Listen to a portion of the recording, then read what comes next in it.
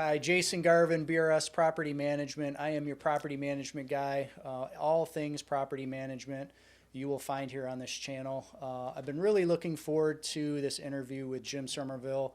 Jim's been a long-term friend, and he is just a wealth of knowledge when it comes to taxes and all things that deal with owning rental properties and stuff like that. So it's a pleasure to have Jim here. Jim, thanks for being with us. Jason, thank you. Really wanted to start talking about some stuff with rental properties and taxes and LLCs. So my question to you is, we'll just throw out a scenario. Let's say we've got a 21-year-old kid, first rental property, knows absolutely nothing about taxes, liabilities and stuff.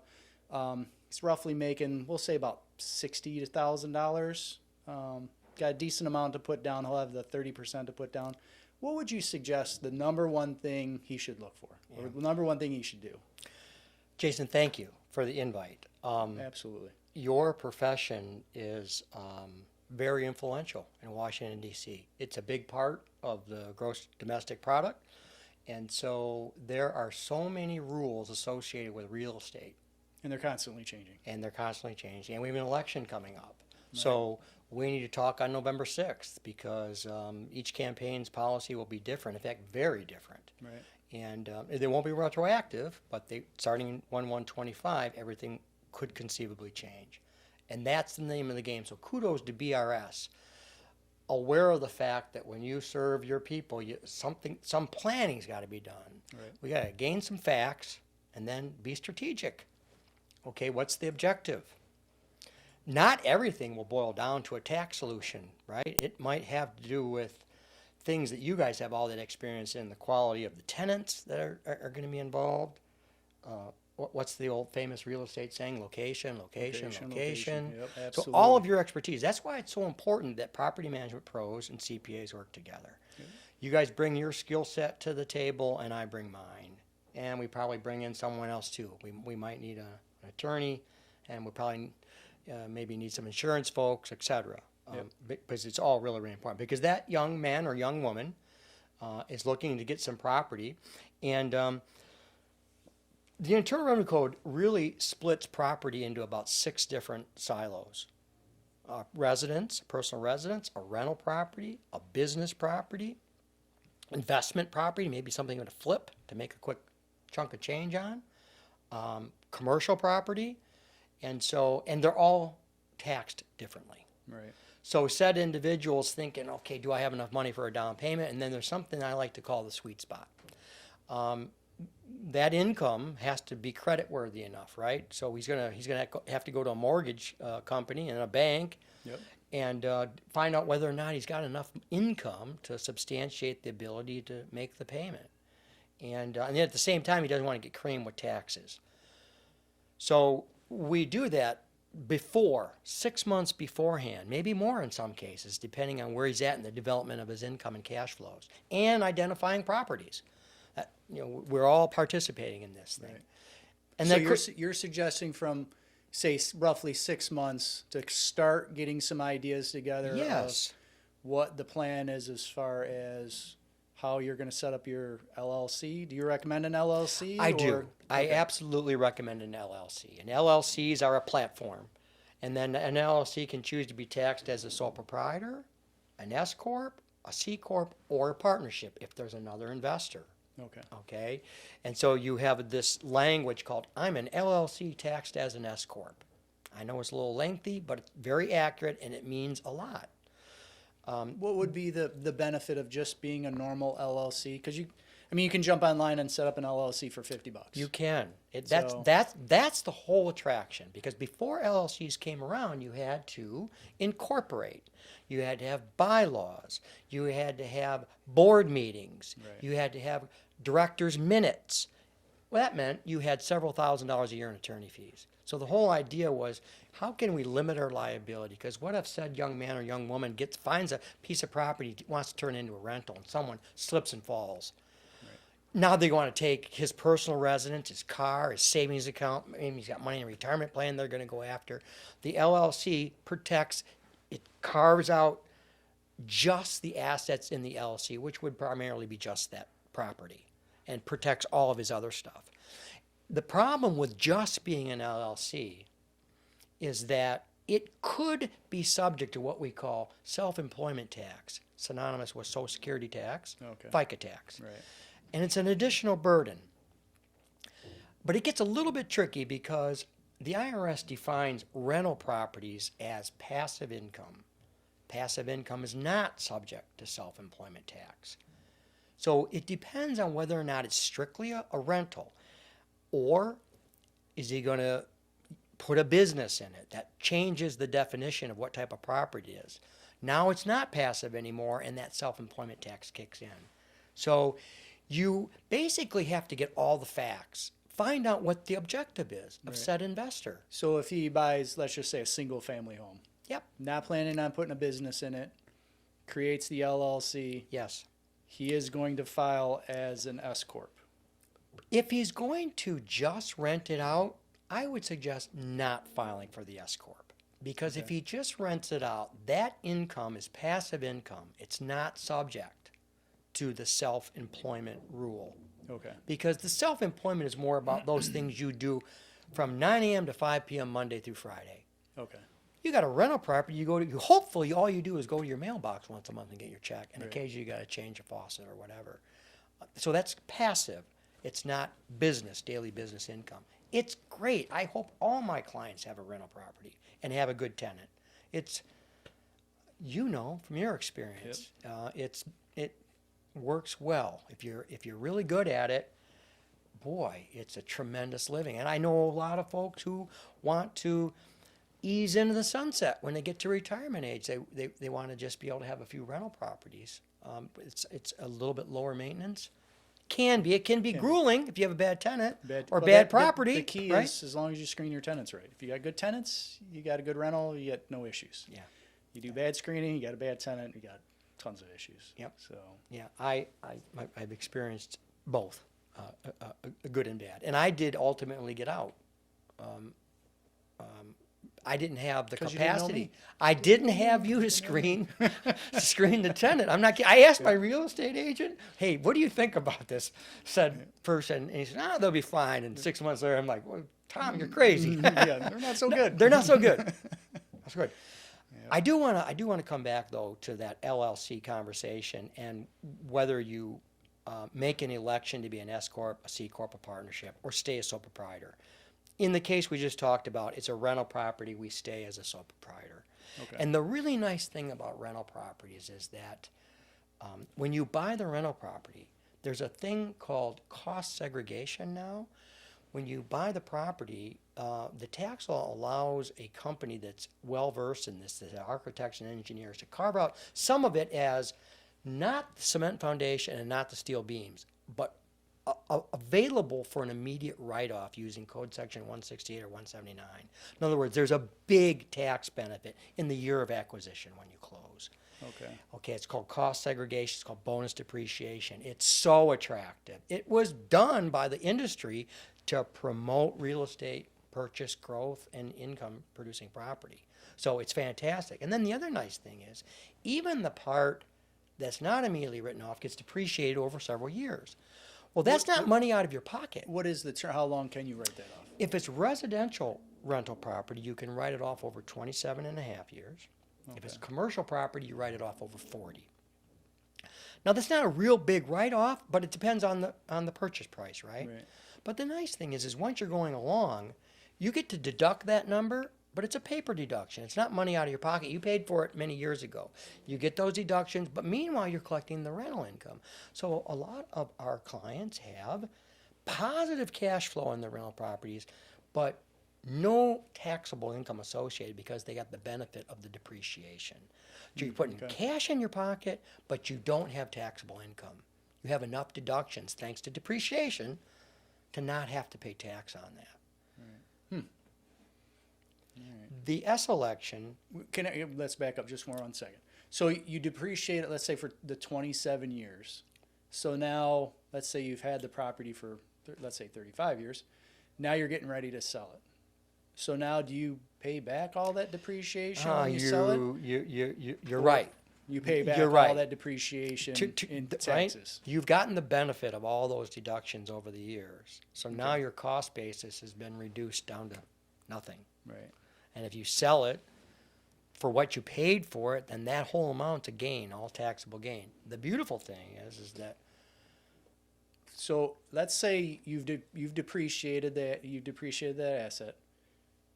You now own that property for 30 some years. Instead of selling it, and you take a loan on the property now, then use that money to move that money into something else. yes, So then down the road, let's say you pass it off to your kids. Do your kids now have to pay that capital gain? no, they get stepped up basis. Stepped up, okay. Providing it stays in the law. That's one of the items that the Democratic administration wants to pull out of tax law. They want to be able to tax that. For 200 and some years in our country, we've been passing family wealth on and getting stepped up basis. And it's very patriotic, frankly. It's allowed families to use that money to spur on economies and take care of their grandchildren and their great-grandchildren, etc. So that's you, Jason. That's your expertise, that you have equity in that place. You can borrow on it, and you can use that to expand all of your capitalistic objectives or your charitable objectives, whatever. But you can buy another property. You can rent it out. So if you borrow money against it, do you get to just continue to depreciate, or once No. the depreciation's done, it's done? That's correct. Okay. So in other words, that gain's sitting there. Right. It's going to get taxed Eventually, at some point. someday, hopefully, many generations down the road. Could be. Yes, could be. But especially if you leave it in inheritance. If you leave it in inheritance, now the basis is stepped up. Now there's no gain anymore, because the basis becomes the fair market value of that property at the date of death. Well, if you sell it the next day you inherit it, you got no gain, right? Because your basis got stepped up from zero because it got depreciated down to zero. Then when dad or mom passed on, got promoted to glory, the basis got stepped all the way back up to the fair market value at the date of death. If you sell it the next day, the fair market value and the sales price are going to be identical. There'll be no gain. So there'll be no gain, so they won't have to pay any tax zero, back, never, nothing. never. Amazing. It's really good stuff. It's really good stuff. And then even if, say, for example, mom and dad or young man doesn't want to wait until it's an inheritance issue, there's a couple ways. One is the 1031 exchange, where you sell the property, there's a gain, but you invest the money in another property. And it just takes that gain and puts it into that property. You just keep pushing it into the next property, into the next property, next property. Eventually, when you sell all your properties, that gain's sitting there. Or then it's time to be promoted to glory, and then all the step bases come up. So with the 1031 exchange, can you explain to me exactly how the 1031 exchange goes? I know very little about, other than you sell the property. I know you have like 45 days to identify another property, but that money has to be placed in a holding company, I think it is. That's correct, Jason. Okay. Thank you for bringing that up. I don't do any 1031 exchanges without using a 1031 experienced professional. Okay. There's a lot of nuance in there. Even if it involves a related party, the rules change. So you bring in the 1031 expert and you lay out the calendar and you make sure that you meet all those date deadlines. Because you have to identify within a certain period, then you have to close within a certain period. And it's and because real estate closings are subject to so many variables, it's a little risky. Right. That's why you really need a pro, and you have to be deliberate about what's going to happen. It requires very proactive execution, but it's available. And the other one that came about in 2017, when the prior administration was in, were the qualified opportunity zones. The Trump administration wanted to promote the rebuilding of inner cities and the subdivisions adjacent. So they identified thousands of these jurisdictions and communities where if you invested money in this property and held it for 10 years, you could sell it and pay no tax on the gain at all, zero, none. And it's been fantastic, particularly in some struggling communities. It's been a big part of the Detroit Renaissance, actually. Right. All those, all those. Do you know where you can find out where the opportunity zones are at, roughly? You can. I'm sure it's available on the IRS.gov site. Okay. Yeah, if you can literally just Google Yeah, I'm sure you could opportunity Google it, zones. Yep. Okay. There's an acronym for it, and it's got a Z in it. It escapes me at the moment. I think it's QOZ, Qualified Opportunity Zones. Okay. But that's a great one. Now, what will happen to that in the election remains to be seen. Will they still be there? Or Hopefully it doesn't go away. hopefully it doesn't go away. It's great stuff. It promotes tremendous. If you historically look at tax law, it's always been meant to promote desirable behavior. You give money to the church, you get a tax deduction. You put money in your retirement plan, you get a break. You put money and save up for college, you get a break. You invest in a business and hire employees and buy equipment, you get a nice break. It makes sense. It's reasonably fair. It really is, and I enjoy it a lot. It's because there's actually way more to it than code sections and subparagraphs and subsections. It's the story of a family. It's a story of an entrepreneur. It's a story of the American way. It's I've watched you train your own son to take over your business. Now I'm getting goosebumps, right? Because my son's working with me now, and so it's capitalism. And well, I think I can say with a calm, godly confidence that it's the best system in the world. I would agree. Yeah. Absolutely. Yep. So, all right. So let's say this our 21-year-old kid has got his property. He files for an LLC. Yep. And the LLC is basically going to give him different, I call it layers of an onion, with him in the middle with all the layers protecting him. So he gets the property. What are some of the things that he can write off as he continues to grow his portfolio of properties? Let's say he starts to get a couple of them.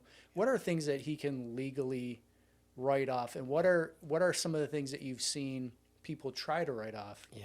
That it's kind of in the gray area that they really shouldn't be writing off. Yeah.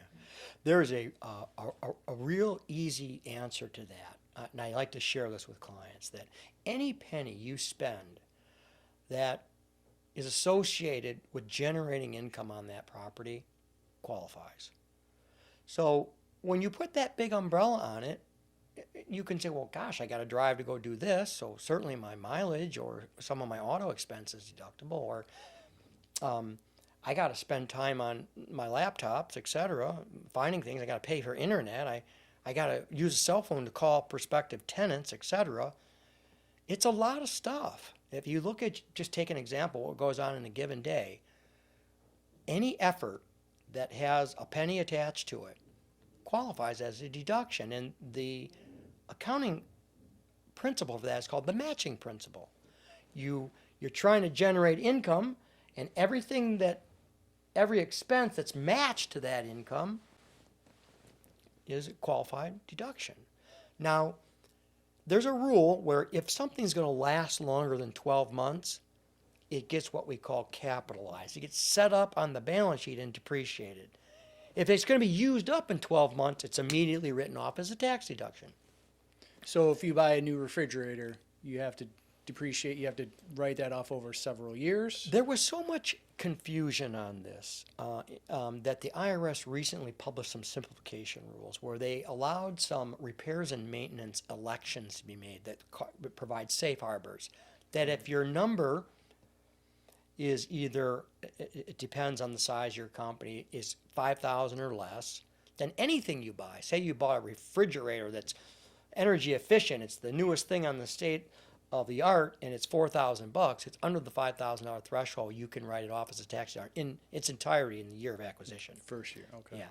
So they're trying to provide some simplification to that because it requires an analysis of, well, how long will this thing be useful to us? And if it's useful beyond 12 months, then it's what we call an asset. It's something we own. It goes on our balance sheet. The banks look at it and go, how many assets do you have? And when they see a lot of assets, that's a good thing, right? It's collateral, Right. you know? If it's going to be used up in 12 months, it's more like a supply. You know, it's paper towels. Who knows? It's oil changes. It's, you know, it's 6 months worth of advertising budget or whatever. But if it's a building or if it's a piece of property especially, it's going to last a long time. That's why the new rules in real estate associated with cost segregation, where you allow a big part of the property to qualify for immediate write-off, and the qualified opportunity zones. I'm losing my train of thought for a second. Let me stop for a second. So when that whole analysis gets to be a bit much, and so there's efforts to simplify, but we hear that all the time. And so listen to me right now. I'm trying to explain it and keep it simple, and I have 33-page checklist in my work papers. It's not so simple. In my work papers, it's not so simple. But I do like being able to tell clients, hey, any penny that you spend that's associated with generating that income, I don't care if you write it down on a napkin and give it to me. Yep. And the other thing, too, is, of course, As long as they're not saying they're spending the money on the rental property, but it's actually going to their primary. that's correct. Can't We'll see. So you would see that. You would see that, right? Right? Yep. They've tried. It's like, that's not really where that's going. We can't, I'm not putting that through. You know how many conversations go on during tax season where you go, this money went where? Yeah. Right? And now, granted, I'm not responsible for I'm not responsible for auditing their work papers. And you don't have to attach receipts to your tax return. But in the event you're audited, you have to have them. And I have to sign my license to the tax return. Right. And there are preparer penalties. There's actually crime statutes, right? It's fraud. We're stealing money. Right. Someone's stealing money from the government. It's serious. I've testified before grand juries before in these instances. There are times when we'll get in a position where we're like, well, okay, we meet some criteria for this deduction, but I can tell you that there are agents who will think we don't. And so we have a discussion. How willing are we? What do our work papers say? And what methodology have we prepared to show an agent? And I've been in many audits, and generally speaking, if you come in with a methodology and it's reasonable, and especially if you point it out when you file the return, because if you have something that's close, sometimes it's a good idea to tell them right up front. There's a certain form you attach to the return saying, we've taken this position, and here's why. Because then you have taken out any intentional, willful, substantial underpayment motive. Right. And so we have that discussion about whether or not to make that disclosure. It doesn't happen all that much. And I just make one comment about revenue agents. For the most part, they're just trying to do a job. You know, they're pretty reasonable folks. They're not the boogeyman. They're not trying to get they're you. really not. No, they're really not. In fact, boy, I'm saying this on film. In the old days, they were tougher. They really were. They really were tougher. Maybe they will again under a new administration. I don't know. There's always discussion in Washington about how tough to make the agents, right? How much bite to have. And so sometimes their methodology is to bark really loud because they don't have the resources to really do anything about it. For example, the mileage thing. Keep a log on your car dashboard, every single place you've been, how many miles, how much time, who was it, what's the relationship, the 4 W's, when, where, why, who, you know. They don't audit that stuff, really. They barked really loud about it, but nobody has logs on their dashboard, and it doesn't get denied. Everybody knows we have to drive for our businesses, you know. And the other one, too, is they don't have the resources to catch all the crooks. So if you get in their web, you're pretty much not in a good place. I've had a client who really did the exact same thing many of my small businesses have done. They haven't been able to pay their payroll taxes, got behind, and we just set up payment plans. In this case, for whatever reason,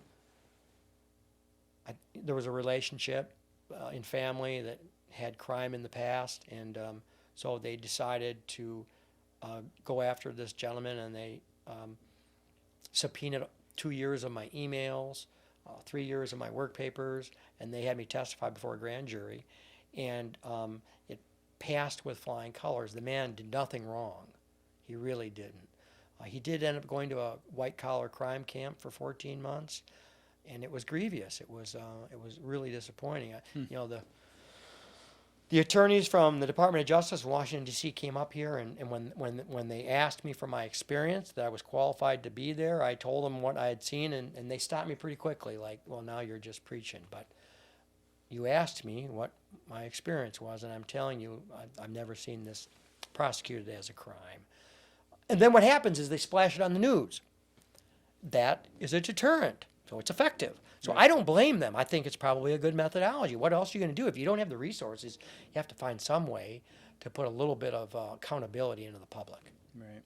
I'm getting off the track of real estate. A little bit, but it's all still good stuff. Yeah. Still good stuff. So, but what could you leave everybody with? What is the number one thing? Let's say they're looking at buying their first rental property. What is the number one thing that you would recommend that they do? Yeah.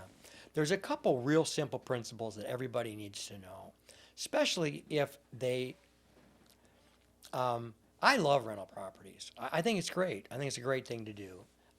But make sure you don't flip it in less than 12 months. For some reason, maybe someone makes an offer you can't refuse, right?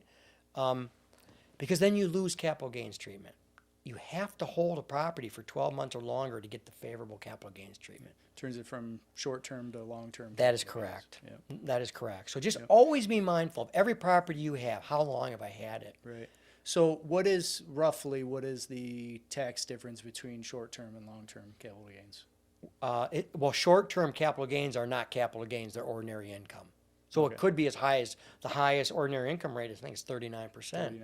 And the lowest capital gain is 15. Actually, there's such thing as a zero capital gain rate.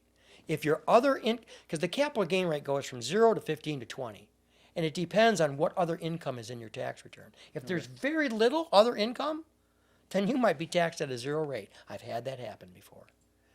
Elderly couple, had some Social Security, and that's only taxed in part based on a formula, and they had a big capital gain. It was taxed at 0%. And so it goes from 0 to 50. As the other income in the return, interest, dividends, whatever, retirement, IRAs, whatever other income you have, the higher that goes up, the quicker it pushes the capital gains rate to its maximum of 20%. 20, okay. But 20% versus 39 is a big deal. Yeah, for sure. Really big deal. Yeah. And so it's always, always, always important to plan in advance. That's the takeaway. Just sit with Jason Garvan and Jim Sommerville or our colleagues down the street and be deliberate about looking at what you're planning to do. You can always change your mind, but at least you can make an informed decision. And most of us will talk to people for free. Yes. In the beginning. It's like, yes. Come pick our brains a little bit. Yes.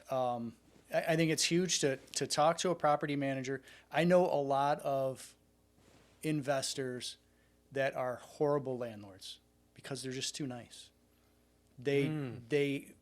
People come to them and they are like, well, I'm short on my rent this month. Is it okay if I catch up next month? And they go, yeah, it's okay. I'll give you a break this time. And then the next month comes and they still don't have any money. And they just have a big heart, and they're just terrible landlords. They just can't do it. Yeah. So they're great investors. They're really good with their money and stuff, but they just can't say no. They can't send out the 7-day notices. They can't the eviction stuff. I've got one owner that he's just too nice, and his wife is even worse. And they just constantly give breaks, and it's like, listen, it's costing you money. Yeah. And so that's why we stepped in and we've been helping them out, and but Well, thank you for saying that, right? Because it seems contrary to, we're always talking about service and there's a lot of things like talking with you about rental properties and all that stuff. I've always learned so much every time I talk to you, and that's really what investors need to start with. Especially we've been talking about a 21-year-old kid that we made up that's going to buy his first property. Yep. He should contact an attorney. He should contact a property management company, and he should contact a CPA and say, all right, these are the things that I'm looking at doing. Pick their brains a little bit and say, what do I need to put in place first, second, third, and start working on those. And then reach out if you're going to start looking for a property. My suggestion is don't go to just a realtor and say, okay, find me a rental property. Go to a property manager and say, what are the areas that you think I should invest in to get by a rental property? Yep. Because we deal with it every single day. Just because the house is cheap doesn't mean it's going to be a good investment, because it may be in a bad area. There could be other issues with the house. That's so Now it's a helpful money to pit. me, Jason, Yeah, so- because I don't by default say that to my clients, and I need to. I need to, because nothing against real estate agents. They're obviously really good at that slice that they do, but that part of it, because they got to earn a living, so they're chasing a commission. Correct. And And once they're done and they get their commission, you don't Right. hear from them anymore. right, But if you're dealing with a property manager, the Yeah. property manager's stuck with that property for the next year because they signed a lease, and we Yeah. got to deal with that mess for the Right. next year Yep. if it's a bad property or whatever it is. Yeah. So, Yeah. but I mean, and most property managers are licensed. I'm a licensed real estate broker. I know about the areas and I know about the commissions, and we can help you with that part too. Or if you're already working with an agent, See? minimum, talk with a property manager and be like, all right, are these good areas? Is this a good street that I should be investing in? yeah. I confess, I wish I would have used you on my rental property. Next one. Twice. Next one, Two buddy. tenants were disastrous. So the next time, I'm going to do it right. I'm going to follow some of my own advice, for crying out loud. So, all right. And the other thing too, real quickly, is and then follow it up, right? Because now the next cycle's here. How did it go? What happened? How are we going to report it when it comes tax time? Not because tax wagged the tail on every decision. It's just part of getting all the information. But it's what's going to happen next year. Right. And then that planning takes place every year, a couple times a year probably. Right. You know, it flows. It's a very interactive thing. Yeah, you have to be planning and saying, all right, in 6 months, where am I going to be at, and what do I need to change to make sure Yeah. I don't get slammed What's with a bunch of worked? What tax- didn't work? didn't What work. will I do differently next time? Absolutely. I'll use Jason Garvan next time. You know. Yep, for sure. Yeah. So, all right, Jim, where can everybody get a hold of you if they want to talk to you about taxes? www.somerville-cpa.com. That's my website. The one thing that's in there, if you click on my values and my bio, I know it's a page each, but it goes in some length about why I'm different, why this planning part and this teamwork is without parallel. All my clientele comes from referrals of existing clients. And the accounting profession's getting older. I'm part of that too, but we don't push it through like widgets. It's really about quality, not quantity. And, you know, my son's a CPA. My other son works with me. I really like this stuff. You know, my clients typically think, oh my gosh, I've become a nerd, and I really enjoy it. I'm proactive and I'm deliberate and I'm intentional about the financial part of my life. And real estate is one of the most desirable assets anybody can have on their balance sheet. Yep, for sure. So, all right, well, thank you, Jim. My Appreciate it. pleasure. Thanks for having me. Let's do it again soon. Yep.